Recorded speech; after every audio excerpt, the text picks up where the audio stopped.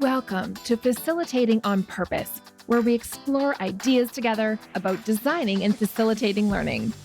Join me to get inspired on your journey to becoming and being a great facilitator wherever you work. I'm your host, Beth Kugler-Blom. Hello, thank you so much for deciding to listen to this podcast episode today. This is episode 7. In today's episode, I interviewed Taruna Goel. Taruna is a learning and development professional. She has been doing this work for over 20 years. One of the things that Taruna believes is that a teacher and a learner reside within each of us. It's a great comment, which actually helps me sort of succinctly say what this episode is about: learning how to learn. How do we do that for ourselves as the people who are facilitating learning? What does it look like for us to become an expert learner? What does that even mean? And then how do we actually help our learners become more expert learners themselves?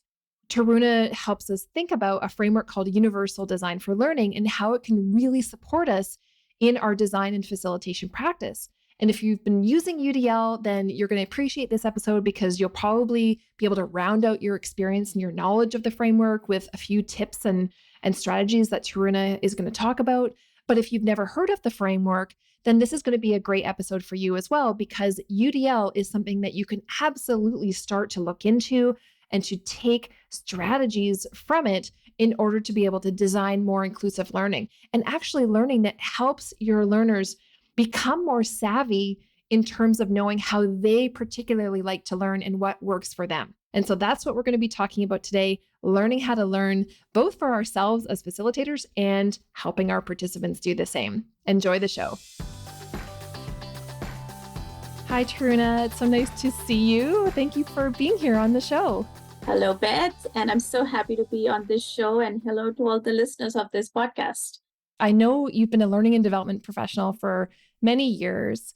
When did you become passionate about this topic? Do you remember that maybe there was one particular thing, or was it something that evolved for you over time? How did your passion grow around learning how to learn? That's a very interesting question. And I'm not sure if there was one moment, or is it, more a part of my nature and also nurture. I definitely saw my parents always being lifelong learners. My mother, at the age of 50 was actually pursuing a computer certificate. And she was one of the first batches of women who were doing that back in India at the time. And my father did his PhD when he was in his 60s, late 60s. I think I had a lot of inspiration in my house itself that kind of made me want to keep learning and just be a continuous learner and a lifelong learner.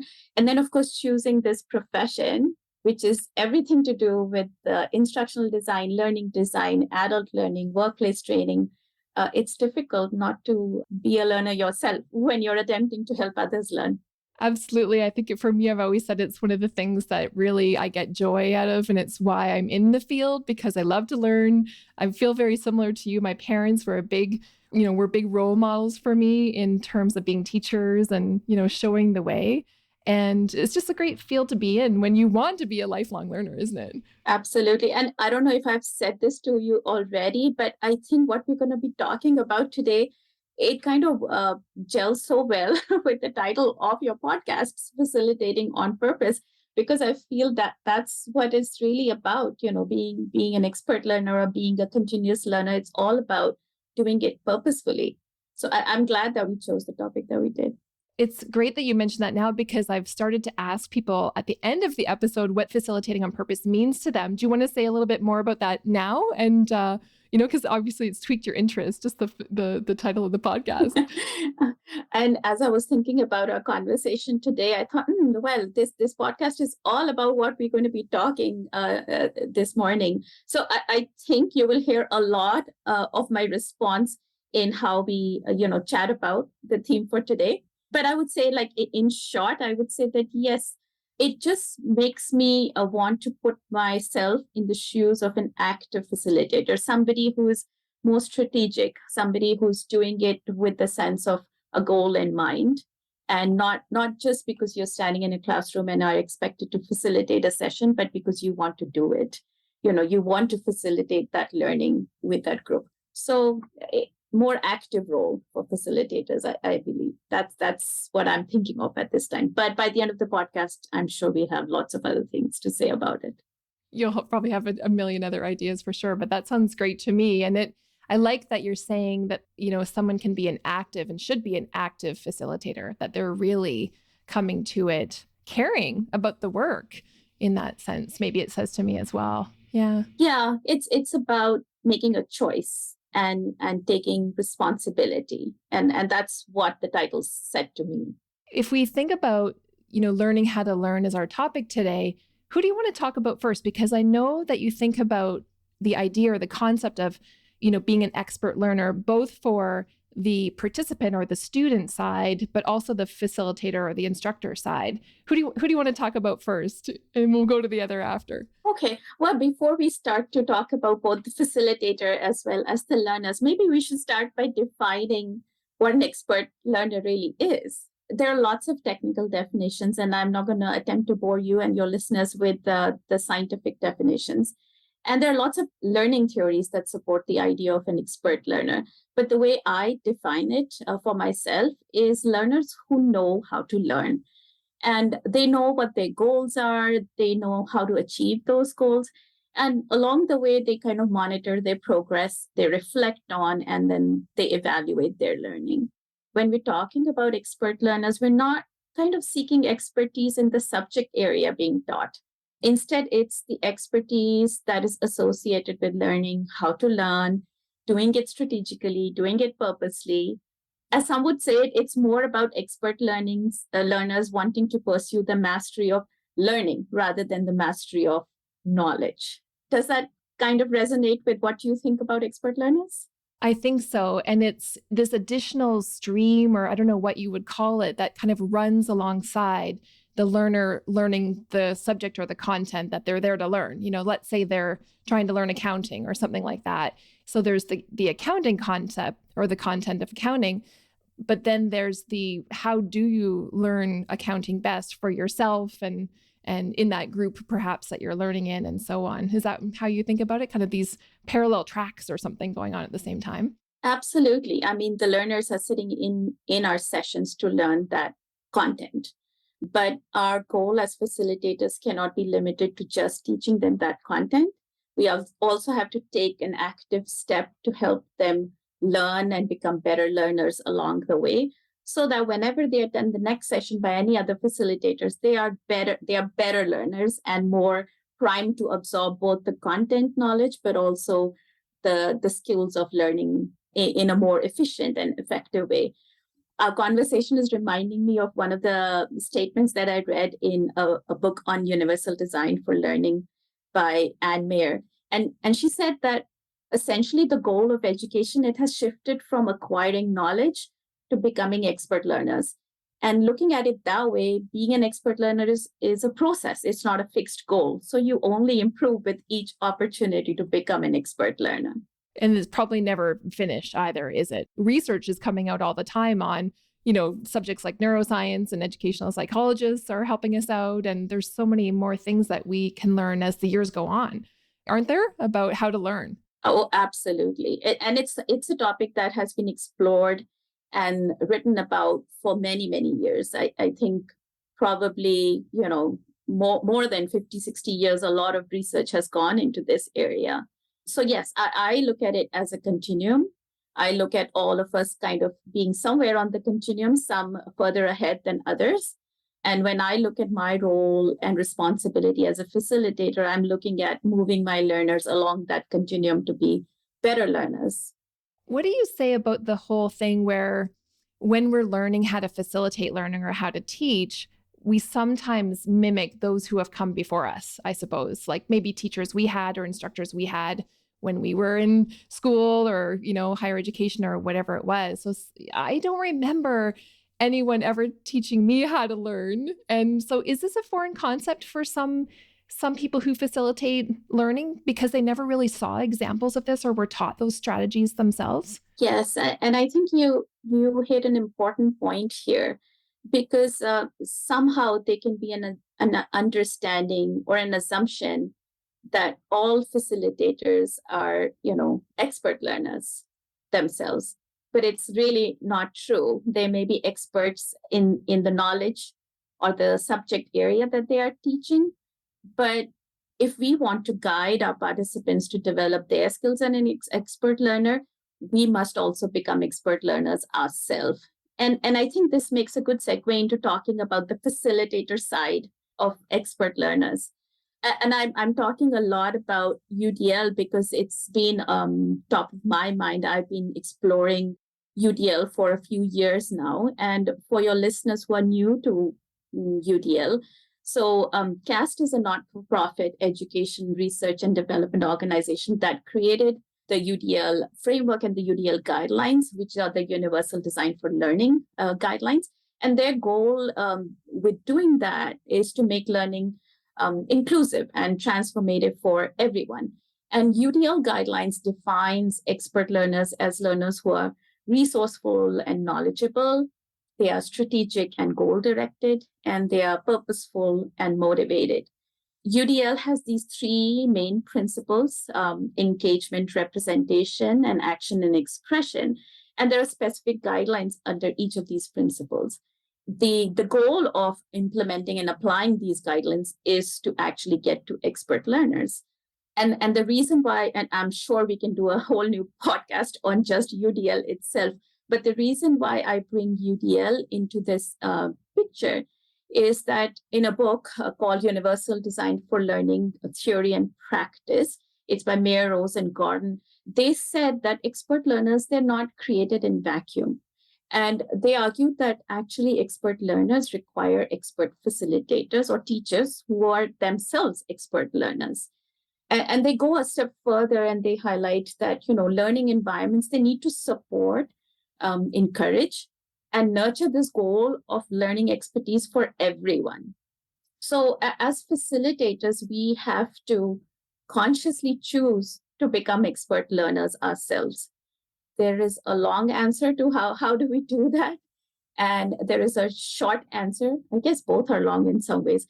But if I had to say a short answer, I would say by consistently kind of applying a model of self-regulated learning, which again boils down to the same four aspects, planning your learning, so having goals, monitoring your progress when you're implementing that plan, evaluating how it's going for you or once it's completed, and then ongoing, continuous reflection. So those are some of the things that I would encourage, facilitators to participate and engage in, which is more self-regulated learning. That's a great way to put it. Is that something that I'm trying to think, am I a self-regulated learner? Like I'm trying to think of examples of things that I do to be able to plan and manage and kind of evaluate my learning, as you were saying. I'm thinking of examples coming to mind, but I want to hear from you first. Do you have things that you're doing to be a self-regulated learner for yourself? Yes, I would say so. And I know that you will relate to these examples, as will your listeners. Let's start with some of the basic ones. So we are all investing in our own personal learning at all times. For example, when the listeners are coming to your podcast, they want to learn more about how to facilitate with purpose, how to do this well, how to get better. We have to establish, create, and nurture this personal learning environment. Podcast, LinkedIn, Twitter, these are all elements of our learning environment. And we have to consciously kind of build these and nurture them and go back to them and create our own community of those nodes that we can learn from, which includes even taking courses yourself. If, for example, people who are new to the idea of facilitation, they may want to take workshops that are meant to train facilitators to become better facilitators, teach them the principles of instructional design so that they can design their sessions in a more effective way. So there are those formal routes of learning, courses and workshops. And then these are the informal methods where you connect with other people using social media, Twitter, LinkedIn, podcast, and so on. The second example that I would say for myself is, of course, as a part of my day job, I end up facilitating a lot of sessions for my clients and to meet the business outcomes that we've set ourselves to achieve. But I also like to kind of go beyond my subject matter, either attend or facilitate sessions by other facilitators that have nothing to do with my day job. It allows me to kind of look at different audiences, different age groups, different subject matters. And it helps me get away from focusing too much on what I call the procedural skills, how to teach a subject, and take me towards more conditional skills about, how to teach well in different scenarios and different contexts. So I do a lot of volunteer work with an immigrant serving organization. I serve on the board. And as a part of that, I'm expected to facilitate sessions for the board, but also for all the committees that I'm serving on. And the subject matter is totally different from my day job. It's all about governance and business. And so I get a chance to kind of step away from worrying about the how of the subject and focus more on the what and why and where and when. I can use this technique to get everybody on board so that we can arrive at a decision. I guess I can swing between the focused mode and the diffused mode in those meetings, and it allows me to learn more about facilitation that way. Similarly, I do volunteer with my community center. So one of the audience groups that I had for one of my classes on teaching information technology was a group of seniors, all set 70 years and over. It's very different to facilitate a session on how to use a mouse and a Word to kind of draft an email to your children and then send it. I mean, you and I would probably do it in 30 seconds. And then that whole session took about 2 hours, at the end of which they were able to send that email to their kids. Just different subject matter and different context allows me to focus on developing my skills, because planning my learning is going on using these tools, by volunteering, by taking courses myself and focusing on my learning PLE, personal learning environment. And at the end of all of this, I do end up kind of consciously asking myself, what did I learn today? And that is a habit that I picked up from one of the learning chats that I participate in on Twitter, and with the hashtag LearnChat, LRNCHAT.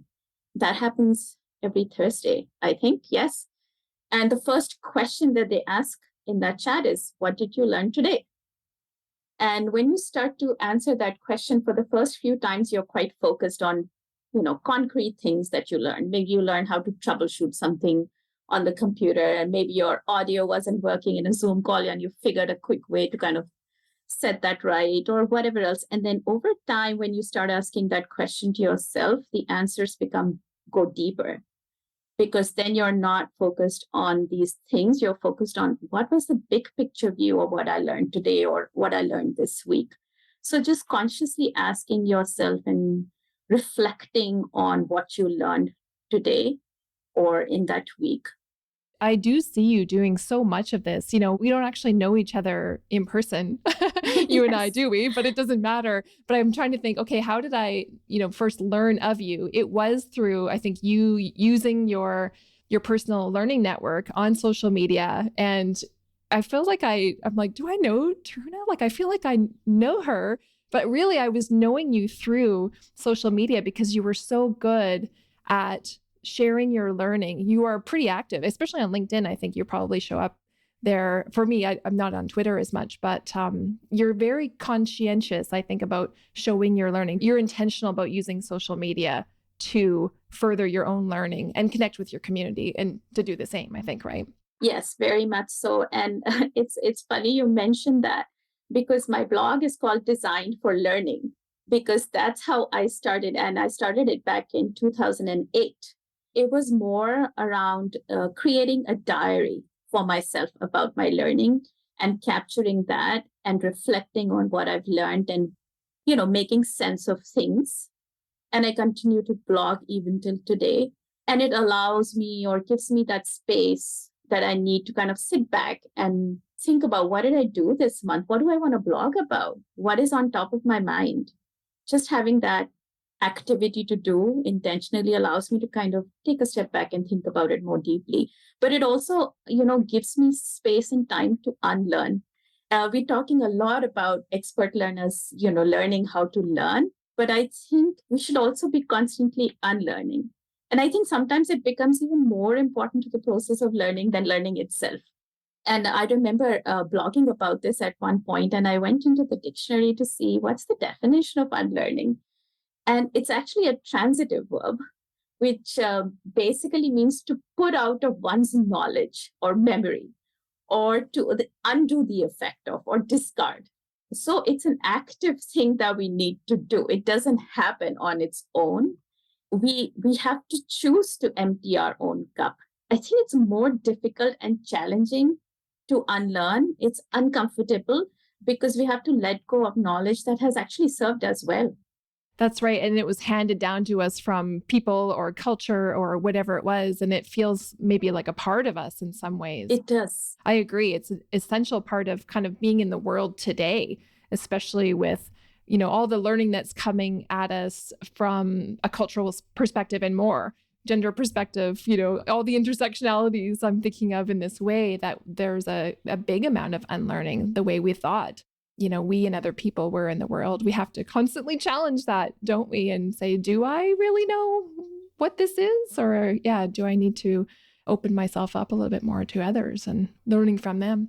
Absolutely. I mean, even in technical areas, I know this whole debate about learning styles, and I'm kind of want to bust that myth and maybe use this podcast to say it again. That has been debunked, and there are no learning styles. But when I started working in the industry back 23, 24 years ago, it was something that my role models used. My mentors were always talking about learning styles. And then over the years, I read and researched and learned, and I realized there is nothing like that. We all have preferences, but we don't necessarily need to subscribe to this learning styles idea. And so it was difficult and uncomfortable to let go of that knowledge, especially when we had sold that to our own clients. But it was important that for me as a facilitator to unlearn that and let go, and then help others unlearn that in their own way. And I think you're right. In today's very rapidly changing environment, I think our success depends on not only on how quickly we learn, but also how quickly we unlearn and let go of some of those biases or assumptions that we've been holding on to for many years. I'm glad you mentioned learning styles, because I do, in my role as a learning designer, I come up against that, or that comes up for me with clients who still believe that quite often. And so it's a process I work through with people as well. So it's a pretty common example in our field when we're working with people to develop training opportunities, isn't it? Yeah. Yes. One thing, you mentioned your blog, and I did go back and, look at some of your posts there and enjoyed kind of, reading and rereading some of them. One of the things you talked about there was the variability of learners. And I know that comes, into and from the Universal Design for Learning framework as well. Can you tell us more about, to help us understand what that means, to think about the variability of learners? Yes, I think philosophically, UDL framework is a mindset more than anything. It's not like it's not a prescriptive model to do things. It's about a way to think about things. Given that, learner variability is more like the fact of life. The idea that there is no average learner, that we all learn in different ways, and we all are looking at different things that can help us stay engaged with the learning environment that is more suited to how we absorb information, absorb the knowledge, and also gives us multiple ways to present what we've learned. And those are essentially those three UDL principles that I spoke about earlier. So it's the principle of engagement, which is all about our own motivation, the why of learning. Why are we sitting in that classroom? Why do we want to learn this topic? What is it that recruits our interest in that area? And what are our goals from participating in that activity? And then the second principle, which is about representation, or the what of learning. How can I, for example, in an e-learning course, how can I display the information that allows people to absorb it in different ways? Can I have an option for both an on-screen text as well as an audio file that they can listen to or can I have other alternatives for both auditory, visual, as well as text-based information, which allows them to kind of comprehend the knowledge in their own ways. And the third principle is about the how of learning, which is all about action and expression. So how do I allow or create multiple ways for my learners to use different communication tools? What kind of assignments can I give them that allows them or gives them the flexibility to share their learning in different ways? I remember one of the courses that I'm teaching with UVic, I kind of implemented UDL principles. And I always say that it's an evolution, not a revolution. I do not prescribe people to kind of start looking at every principle, every guideline, every strategy, and implement that in their courseware. So start with the low-hanging fruit, start with the challenges and struggles that you're having in your course, and start making the changes there. So one of the areas where I made a change was to give an option to my participants to submit their final assignments in any form. So they could create a vlog and talk about their final assignments. They could actually create a Word document. They could put it in a PowerPoint slideshow, and they could use Articulate and present it in that way. And I'm happy to say that there was a good uptake on all of that. And that was all to be mindful of the variability that was in my classroom. That was all to be mindful about the idea that there was no average learner and there was no one way that I could actually speak to all of their underlying motivations about enrolling for that program. I'm so glad you brought up that example of giving those options and allowing for the variability of learners, the learners to create something that worked for them, because it's an easy thing to do, or maybe one of the first things someone could do when they're creating a course, isn't it? To think about, do we really have to have this product of the learning as an essay? Exactly. Or, can it be something else? And you mentioned the book, Universal Design for Learning. I actually have it too. I have it sitting right in front of me because I've also found it a valuable book. And I'm going to just pull out a quote from that book because I think it relates to what we're talking about here. They were talking about separating the means from the goals.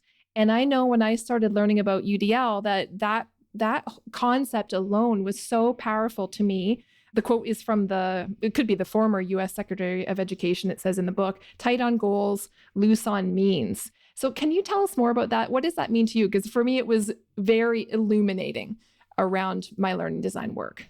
It's a great takeaway for your listeners as well, because I think it allows us to focus on the process more than the outcome. And as facilitators, we are kind of tuned to focus a lot on the outcome.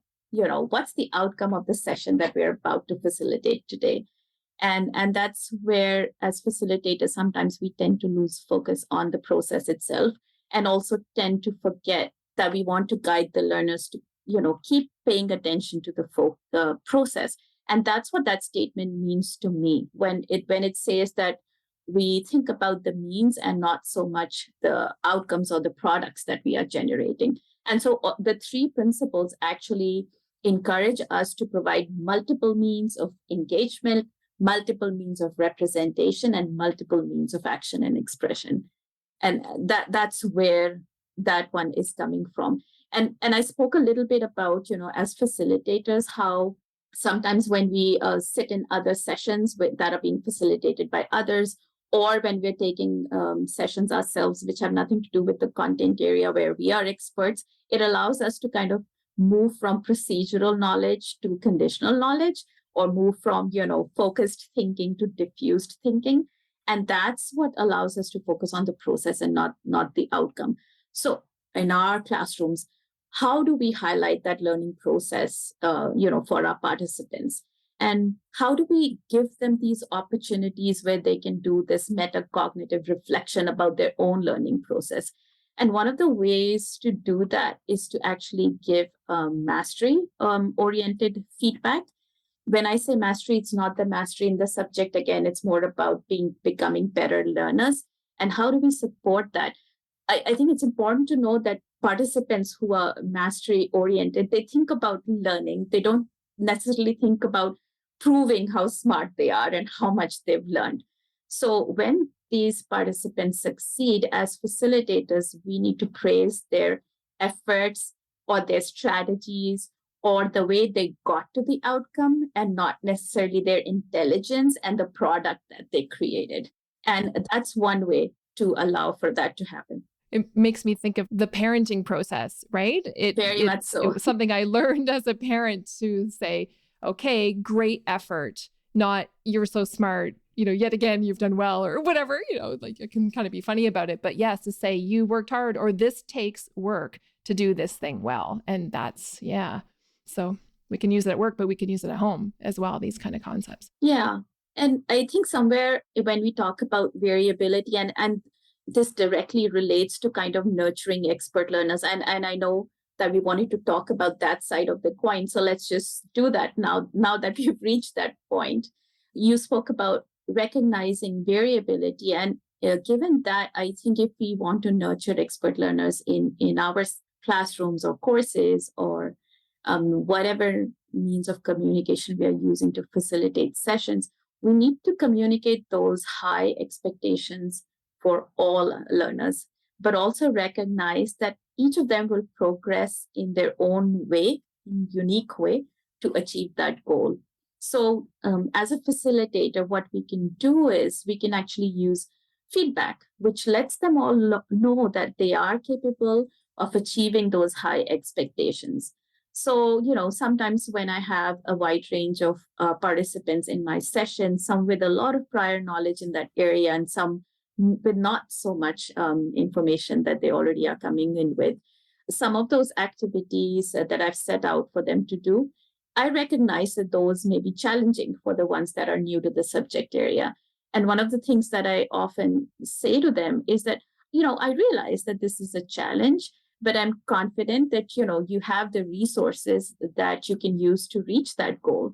When I say that because a part of communicating these consistent high expectations for all learners is to also support them to kind of meet those objectives. So the question that I have to ask as a facilitator is, what are those resources that I can make available in my learning environment that recognizes this variability, but can help each of them meet the expectations that they've set for themselves?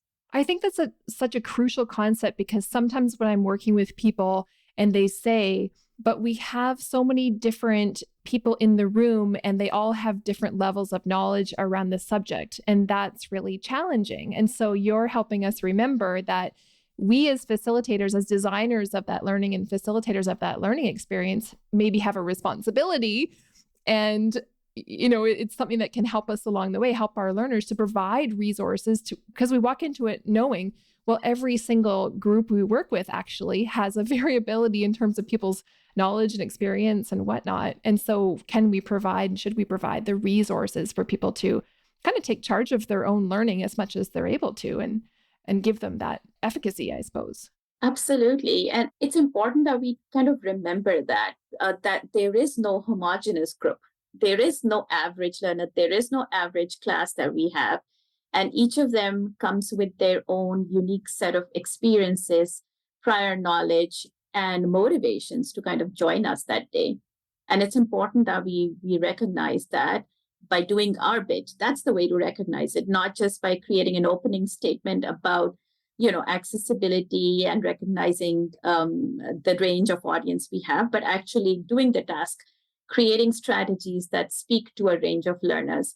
For example, if there are people in our classroom that come with a lot of prior knowledge, maybe we want to give them a pre-test and allow them to skip some content because they already are aware of that. Instead of mandating everybody to go through 16 modules of learning, maybe if you are already aware, do this pre-test and know for yourself where your strengths and opportunities lie and take it that way. So it does involve moving away from a teacher-centered or a facilitator-centered environment to a more learner-driven environment. And that's also a continuum in its own way. Yes, I'm thinking about so there are things we can do as facilitators to kind of bring these concepts forward to our learners. And it's making me think about, can I say the responsibility of learners? Is there a responsibility on the part of the learner to once they're kind of attuned to the fact that they can learn about learning how to learn, do they have a responsibility there? It's kind of twofold, isn't it? On the learner and on the facilitator.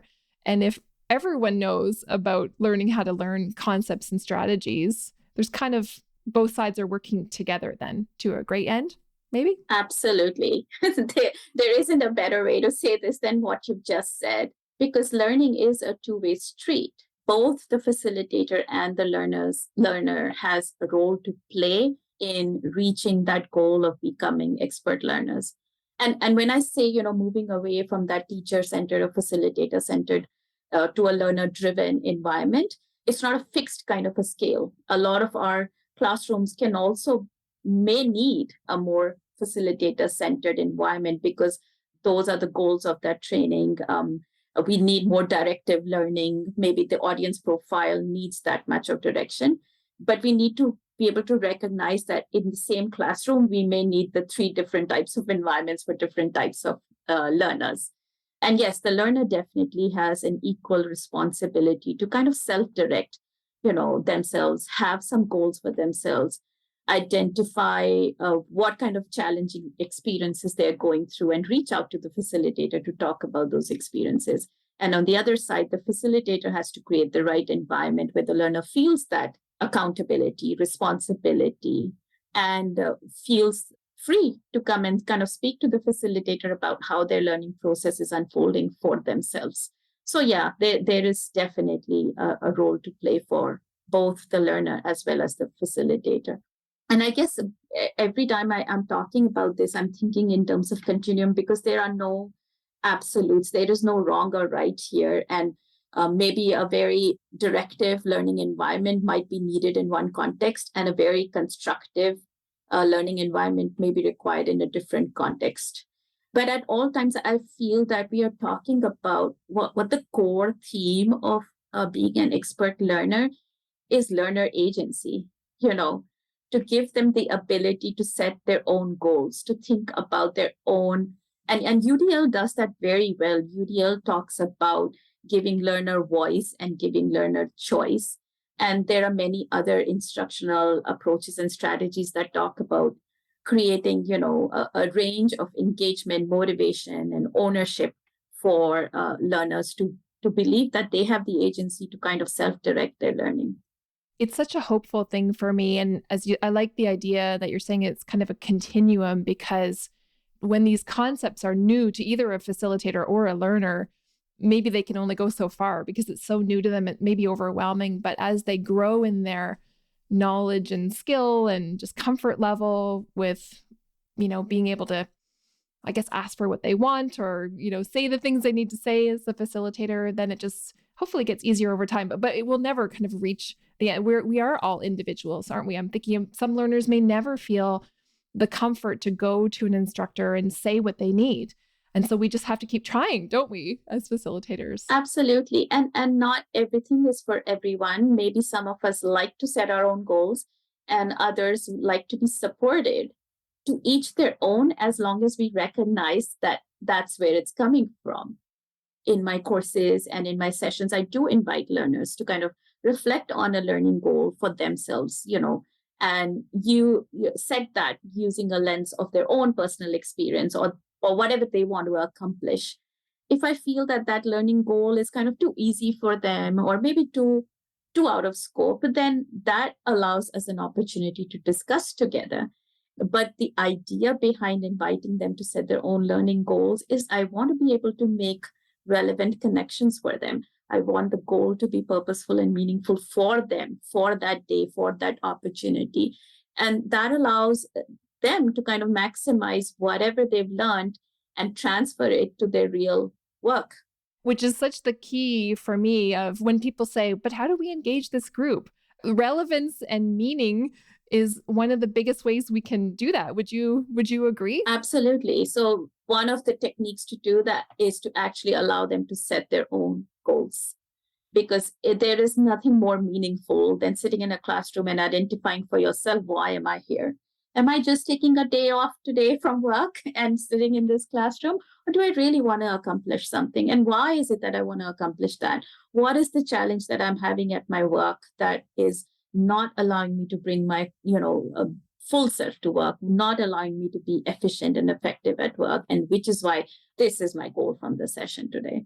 And as soon as we kind of present it in that problem, challenge lens, it becomes meaningful. And the learners start to take responsibility for wanting to achieve that goal. Absolutely. There was something that you said earlier, which I feel we should touch on, which was something about, the learner in that day. And I just want to note that when we talk about creating learning spaces for all learners to be successful in, we're not just talking about learners with disabilities or that kind of thing, are we? We're talking about maybe how a learner feels that day. Maybe they don't want to talk with other people in a learning group that day. Maybe they prefer to work alone. It's not how do I say this? You're going to say it better than me. It's not a formal disabilities thing we're talking about here in terms of inclusion. It's broader than that. Can you help us be more eloquent than I am right now about this? I don't know if I'm going to do a good job at it, but I understand where you're going, and I agree with you. I think we have to think about learners. When I say on that day, I mean whatever ideas, thoughts, challenges, motivations that they're feeling at that particular point in their life. And the reason why I say that is because learning and expertise, they're not static. We are a different learner every day.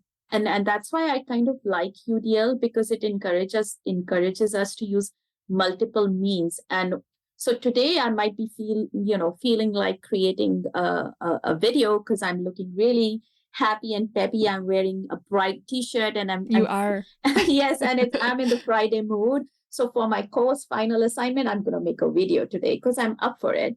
And then in the second assignment, I don't so feel like myself today. I'm feeling very thoughtful and pensive, and I want to reflect a little bit more, and I want to put my words on paper today. So I'm the same learner.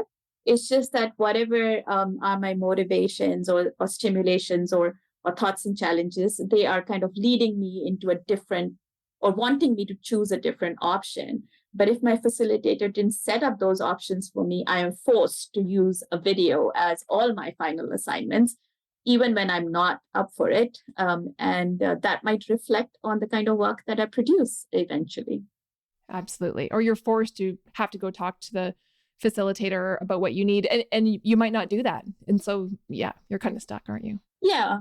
Like in some of the Zoom workshops, where we have breakout rooms, and I've realized that because of the pandemic, because of how isolated we've been, and then how into each other's faces we've been with all the Zoom meetings, some of us are just not comfortable with breakout rooms. We'd rather do a little bit of self-reflection than get chatting with a group.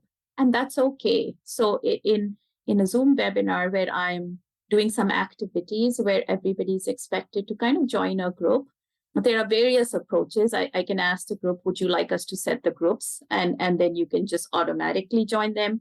Or or if they already are working with each other, giving them the option to make their own groups. And also having an option for people not to join a breakout group and giving them a supporting document or a job aid, some way to scaffold their attempt to do a bit of self-reflection and discussion with their own self.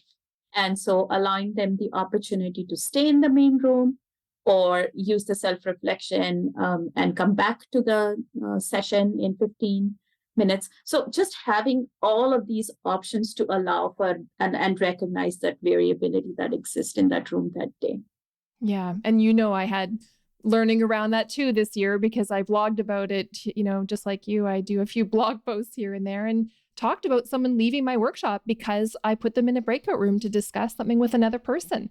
And I was very thankful for that feedback and made changes from that point forward. And so, goes back to maybe the facilitator side of things that you were talking about before, to unlearn some of the, there was an assumption that I was making that everybody loves breakout rooms, so just a small thing, but to make a change like that could accommodate more learners to make the choice for themselves in the future, that has felt pretty powerful. Yeah, it is empowering for both us as facilitators, but also for learners, because giving them that choice or the option to do what they think is best for them.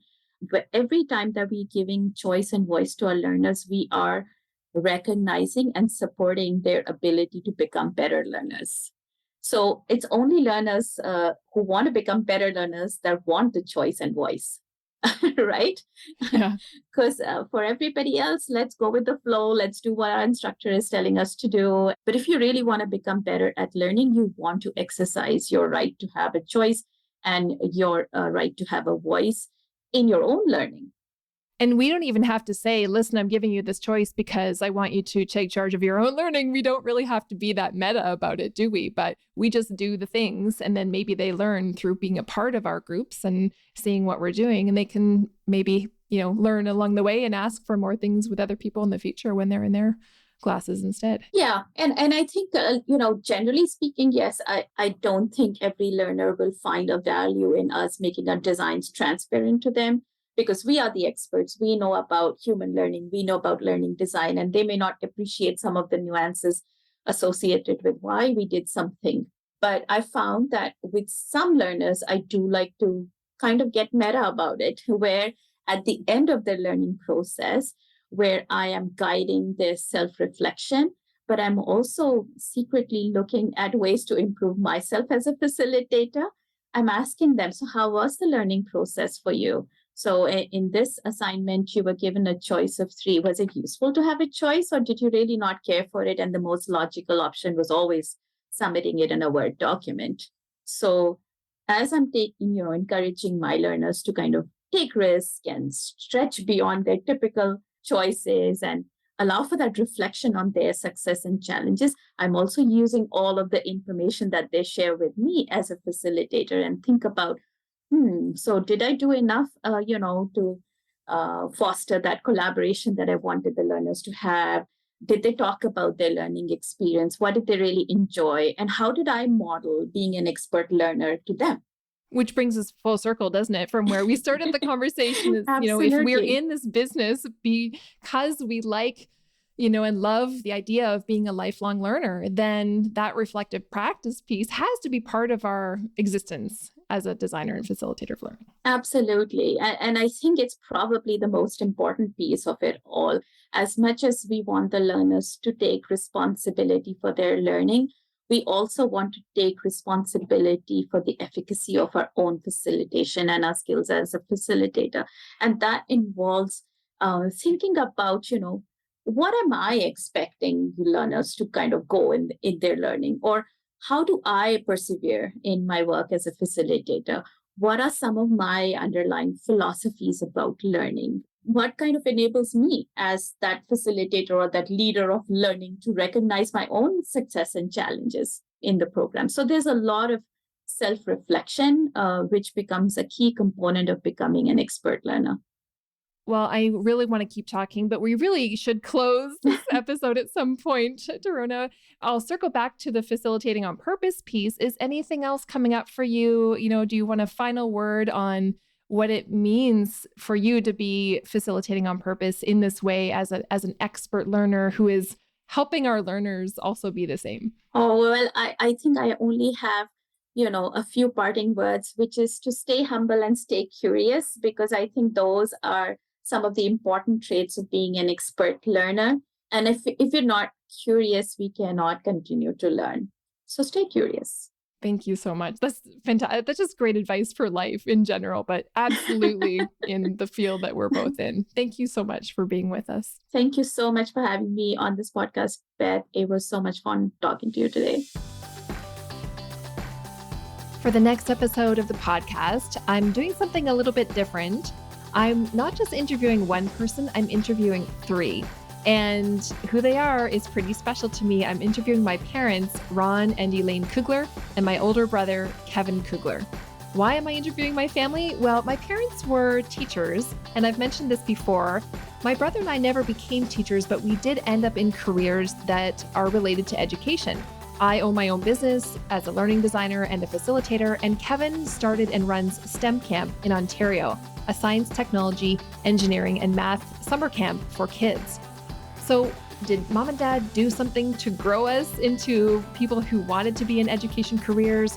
Or did they just somehow instill lifelong learning type things in us as they raised us to make us want to do this for the rest of our life? How did we become curious people who are lifelong learners? What do people do when they are lifelong learners? What does that look like? So if you want to meet the Kugler family, come along for the next episode. Maybe it will spark some thinking for you as to how you are a lifelong learner yourself, and maybe how you're doing it with your children, with other people in your family, or even direct reports that may work with you. What does it mean to be a lifelong learner? And how do we help foster that in other people? I hope you'll join us for the next episode. Thank you for listening to Facilitating on Purpose. If you were inspired by something in this episode, please share it with a friend or a colleague to help them expand their facilitation practice too. To find the show notes, give me feedback, or submit ideas for future episodes, visit facilitatingonpurpose.com. Special thanks to Mary Chan at Organized Sound Productions for producing this episode. Happy facilitating!